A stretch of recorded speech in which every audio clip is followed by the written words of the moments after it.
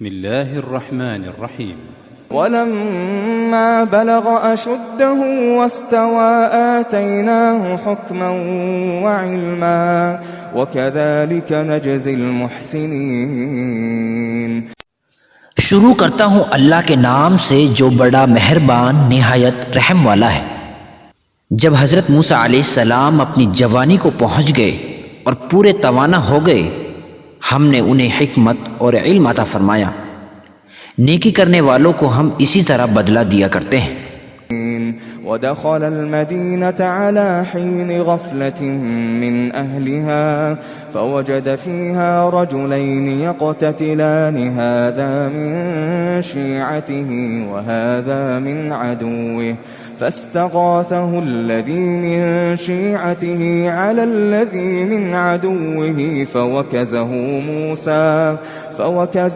موسى فقضى عليه قال هذا من عمل الشيطان إنه عدو مضل مبين۔ حضرت موسیٰ علیہ السلام شہر میں ایک ایسے وقت میں داخل ہوئے جبکہ شہر کے لوگ غفلت میں تھے۔ یہاں دو شخصوں کو لڑتے ہوئے پایا۔ ان میں سے ایک شخص تو ان کے چاہنے والوں میں سے تھا اور دوسرا اس کے دشمنوں میں سے تھا۔ اس کی قوم والے نے اس کے خلاف جو اس کے دشمنوں میں سے تھا حضرت موسیٰ علیہ السلام سے مدد مانگی، جس پر حضرت موسیٰ علیہ السلام نے اس کے گھونسا مارا اور وہ مر گیا۔ حضرت موسیٰ علیہ السلام کہنے لگے یہ تو شیطانی کام ہے، یقیناً شیطان دشمن اور کھلے طور پر بہکانے والا ہے۔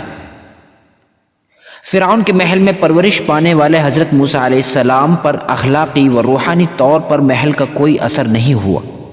حضرت موسیٰ علیہ السلام کو بنی اسرائیل کی مظلومیت بہت زیادہ بے چین کر رہی تھی۔ قبطی لوگ بنی اسرائیل پر شہروں اور گلیوں میں جو حملہ کر رہے تھے اس کو دیکھ کر حضرت موسیٰ علیہ السلام کے اندر بہت زیادہ غصہ تھا۔ ایسے ہی حالات میں حضرت موسیٰ علیہ السلام کے سامنے یہ واقعہ پیش آیا۔ ایک قبطی بنی اسرائیل کے ایک شخص سے لڑائی جھگڑا کر رہا تھا۔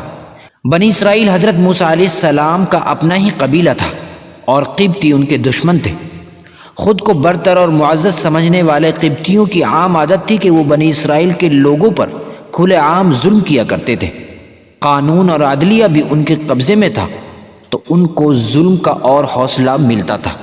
جب حضرت موسیٰ علیہ السلام نے ان دو لوگوں کی لڑائی کو دیکھا تو انہوں نے سمجھا کہ دشمن قبطی بنی اسرائیل کے ایک معصوم شخص پر ظلم کر رہا ہے، اس لیے انہوں نے اپنے قبیلے والے شخص کا ساتھ دیا۔ قبطی سے بنی اسرائیل کو بچانے کے دوران موسیٰ علیہ السلام نے بہت ہی غصے میں ایک گھونسا قبطی کو مارا جس سے اس کی موت ہو گئی۔ حقیقت میں موسیٰ علیہ السلام اس کو جان سے مارنا نہیں چاہتے تھے، اسی لیے تو موت ہونے کی وجہ سے ان کو دکھ ہوا۔ جان بوجھ کر انہوں نے ان کی جان نہیں لی تھی، بس وہ تو دفاع کر رہے تھے۔ دو لوگوں کے درمیان ہونے والے جھگڑے کی حقیقت کو سمجھے بغیر مداخلت کرنے سے جو گناہ ہوا اس پر اللہ سے توبہ کی اور اللہ نے معاف بھی کیا۔ حضرت موسیٰ علیہ السلام نے فیصلہ لیا کہ آئندہ کسی معاملے کی حقیقت جانے بغیر اس میں مداخلت نہیں کروں گا اور مجرم کی طرفداری نہیں کروں گا۔ قبطی کے قتل ہونے کے بعد حالات کا جائزہ لینے کے لیے حضرت موسیٰ علیہ السلام دوبارہ شہر میں داخل ہوئے۔ کسی کو یہ معلوم نہیں تھا کہ قاتل کون ہے، اس کے باوجود بھی حضرت موسیٰ علیہ السلام کافی پریشانی میں مبتلا تھے۔ جس آدمی کی وجہ سے اس قبطی کو قتل کیا گیا وہ آج پھر دوبارہ کسی سے لڑائی لڑ رہا تھا اور حضرت موسیٰ علیہ السلام سے پھر اس نے دوبارہ مدد مانگی۔ حضرت موسیٰ علیہ السلام سمجھ گئے کہ یہ شخص بہت زیادہ جھگڑالو ہے۔ حضرت موسیٰ علیہ السلام سے جو قتل ہوا تھا اس کی وجہ سے وہ یہ نہیں چاہتے تھے کہ انہیں گرفتار کیا جائے۔ حضرت موسیٰ علیہ السلام کے ذہن میں یہ شک بھی نہیں پیدا ہوا کہ قبطی سے دفاع کرنا کوئی غلط کام ہے، لیکن اچانک سے ان کی موت ہو گئی جس پر وہ شرمندہ تھے، اسی لیے انہوں نے اللہ سے معافی مانگی۔ قال